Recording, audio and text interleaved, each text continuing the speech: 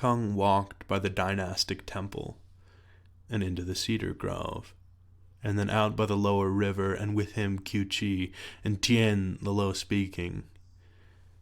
"And we are unknown," said Kung.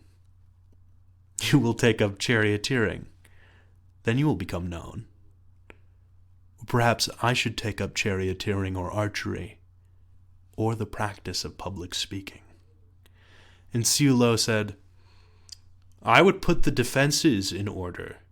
And Q said, "If I were lord of a province, I would put it in better order than this is." And Qi said, "I would prefer a small mountain temple with order in the observances, with a suitable performance of the ritual."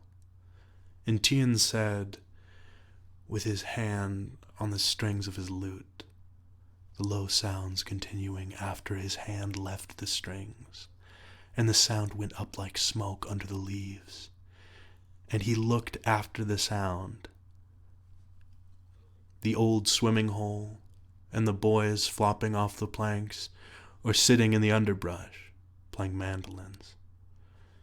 And Kung smiled upon all of them equally, and seeing Si desired to know which had answered correctly. And Kung said, "They have all answered correctly. That is to say, each in his nature." And Kung raised his cane against Yan Jiang being his elder. For Yan Jiang sat by the roadside pretending to be receiving wisdom, and Kung said, "You old fool, come out of it. Get up and do something useful."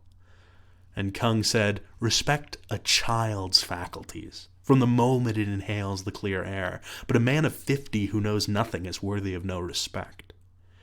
And when the prince has gathered about him all the savants and artists, his riches will be fully employed." And Kung said, and wrote on the bow leaves, "If a man have not order within him, he cannot spread order about him. And if a man have not order within him, his family will not act with due order. And if the prince have not order within him, he cannot put order in his dominions."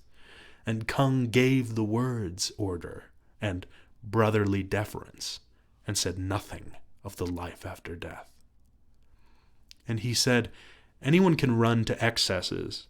It is easy to shoot past the mark. It is hard to stand firm in the middle." And they said, "If a man commit murder, should his father protect him and hide him?" And Kung said he should hide him. And Kung gave his daughter to Kong Chang, although Kong Chang was in prison. And he gave his niece to Nanyang, although Nanyang was out of office. And Kung said, "Wan ruled with moderation. In his day the state was well kept, and even I can remember a day when the historians left blanks in their writings. I mean, for things they didn't know. But that time seems to be passing, a day when the historians left blanks in their writings. But that time seems to be passing."